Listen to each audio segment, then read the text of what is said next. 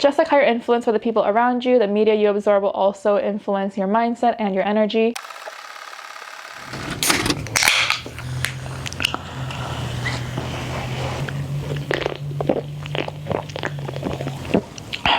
Alright guys, welcome back to the channel. If you guys don't know me, my name is Hannah Dara, and for this video we are going to go through some tips and tricks to start 2025 on the right foot. You're probably wondering why I'm sitting on the ground and why it's dark outside and it's late out. I spent the whole day out with my friends today and I got to doing some thinking because I feel like I haven't started my 2025 too strongly. I had some visions for the new year and I feel like I needed to write down some actionable items that'll actually help me start my year on the right foot, so I'm going to discuss them with you guys. Some of these habits are ones that I've adopted from previous years and they truly have made an impact in my life and I think my overall well-being. Some of them are just ones that I've continued to maintain throughout time and I believe I've really set myself up for success. So we're going to go ahead and dive right in. Number one is wake up a little bit early. Waking up early can be such a game changer. I know it's really hard, especially if you're just so used to being a night owl and waking up later in the day. But starting the day with intention can really help you feel productive and set a positive tone for your day. I like to wake up around 6 or 7 a.m. but it's also known that CEOs wake up at 5 a.m. to start their day. There was that YouTube trend going around where you wake up at 5 a.m. What I like to do in the morning is sometimes I like to go for a walk. Helps me get my 10,000 steps in during the day. I like to journal, read, or write, or I like to hit the gym. Number two, one thing I like to do is dress for success. At my most recent work, one of the things that they taught us is when you look good, you feel good.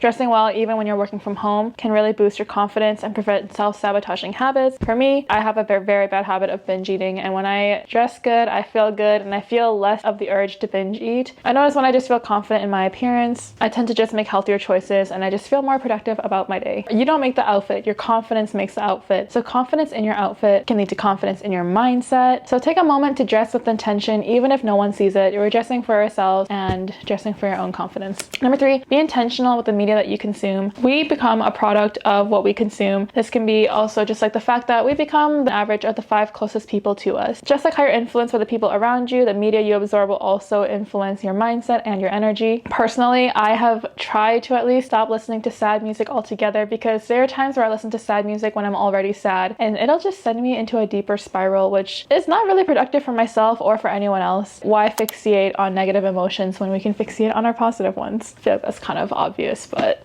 still feel the need to say it. One thing I like to do is listen to motivational podcasts. So one podcast I've been really liking lately is Diary of a CEO. It's where this one guy just interviews a bunch of CEOs and you just get a lot of insight on, I guess, their work, their experience. The Wizard Liz, she is an amazing person to listen to. It helps me stay in tune with my productive side, my confident side, my feminine side.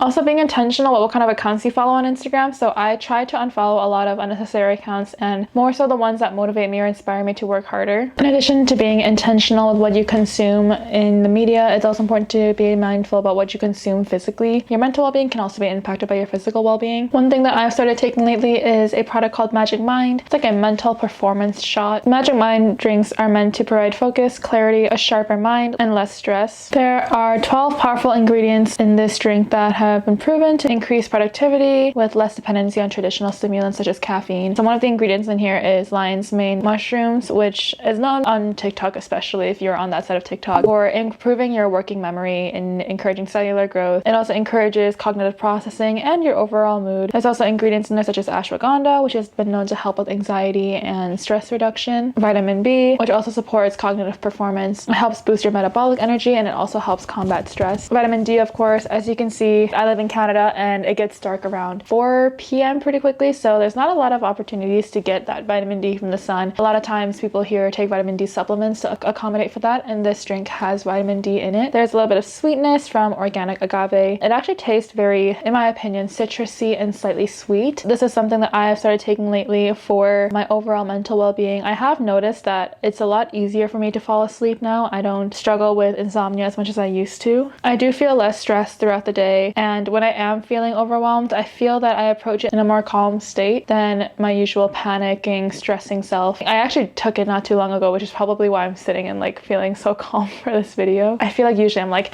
hey guys, but today I'm just feeling very calm today. I don't really know how else to describe it. So if this is a product that you might be interested in trying, you can use my link in the description box down below for 45% off on Magic Mind. I personally find that it has helped my mental performance and my mental health. Next thing is romanticize the things that you don't want to do. When you're cleaning your room, light a candle. Sometimes I like to spray perfume in my bed before I go to sleep, especially if it's like a therapeutic scent. I always have wallflowers across my room, just emitting calming scents such as lavender, eucalyptus, and this makes my house feel so therapeutic and just calming every time I come back home. Romanticizing these things in your life can just make you happier. It just makes it easier to complete tasks with a positive mindset when the things around you feel so romantic.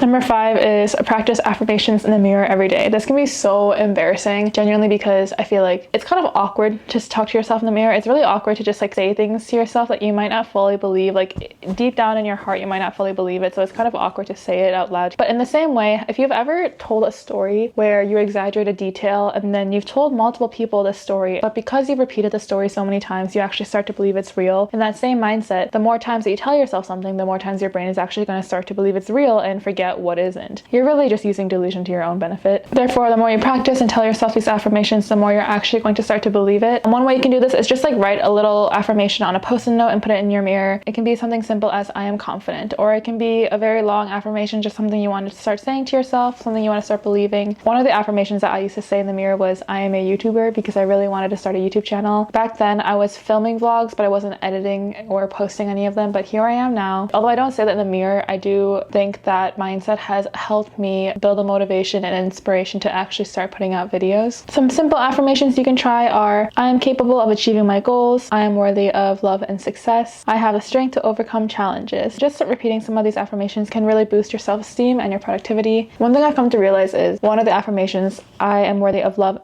is one that I didn't think was as significant. I realized that a lot of the times that I am in a relationship, I never consider if I am worthy of it. I just kind of give out my love to people. There's just been a recent change in my life where I've met someone who has communicated and expressed their love to me so openly and vulnerably, and I now have questioned, am I deserving of this? Am I deserving of everything that they give to me to that extreme? And that's an insecurity I didn't realize that I have. So there are always going to be affirmations that you never would have expected are applicable to you, but starting to practice them now, sooner the better. Honestly, just let your delusion work for you. I feel so full. Number 6, I would recommend to read/journal for 10 minutes every single day. If you guys have watched this channel for a while, you would know that I am a huge advocate on journaling. I like preach journaling because it can really help you unravel your thoughts. Oh, I have to burp so bad.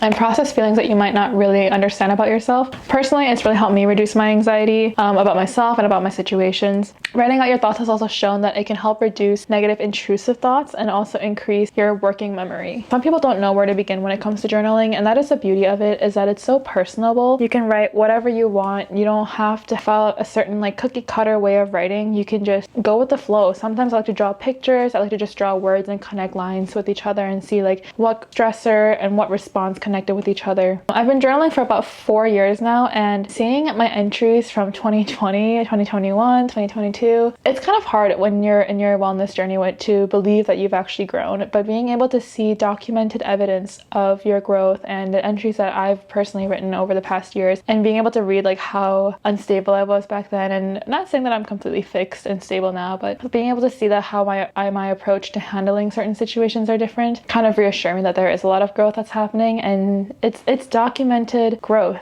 And what better way to track your progress than by starting a journal? It's also reassuring to see how much adversity that I've overcome, and it can reassure me that I can really handle anything that comes up in the future. Number 7, this is going to sound basic, but just drink more water. I'm drinking sparkling water blackberry flavored. From harvardhealth.com, which is like a Harvard med school blog, there was some information about how drinking lots of water can aid in digestion, reduce constipation. It can help normalize your blood pressure, regulate your body temperature, flush bacteria from your bladder, help in weight loss, etc., etc. Recently, I've started taking fiber supplements, which is also good for your gut health, and it can aid in weight management and blood sugar control. But in order to take those supplements, you have to drink enough water. So that has gotten me drinking lots of water. Staying hydrated is just a simple and powerful tip for overall wellness. You've probably heard it a lot in other wellness videos, so just do it. It's not that hard. Just drink some more water. Number 8 is start tracking your habits. There's a very famous book called Atomic Habits, which I have right here. This is a very famous book about just building good habits in your life and how to break the unhealthy habits. And this author, James Clear, he has a blog, and on his blog he talks about why it's important to habit track. So 3 of the reasons that he mentions is good to habit track is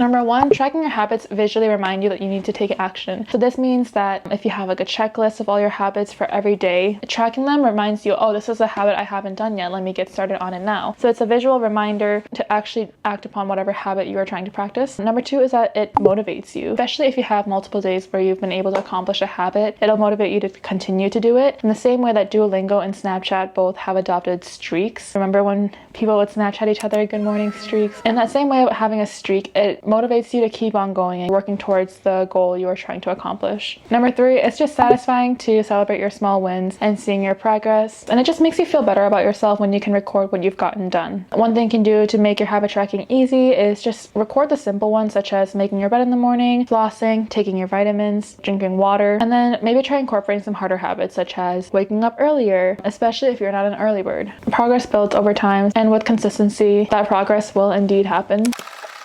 So that is it for all the tips that I have. Hopefully this resonated with some of you guys, because these are some of the tips that I've adopted for 2024 and ones that I'm looking forward to start using for 2025. It's never too late to get started. Hopefully this gave you guys some motivation to start your 2025 on the right foot. I want to say thank you guys all so much for watching. Please hit like and subscribe, and don't forget to use my code down below or the link in the description box to get some money off on your Magic Mind order. See you guys all later in the next video. Bye guys.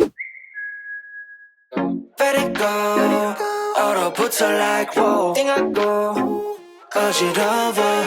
I see. 한여름에도 넌 겨울. Yeah, let it go.